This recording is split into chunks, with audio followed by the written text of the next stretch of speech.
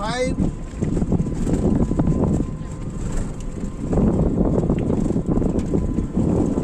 4 5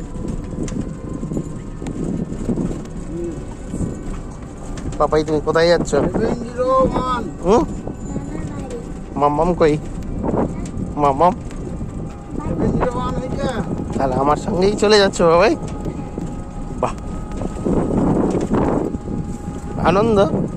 90 কি সুন্দর সোনালি রঙের ধান হয়েছে, দেখো চতুর্দিক। এই যে চতুর্দিক ধান হয়েছে,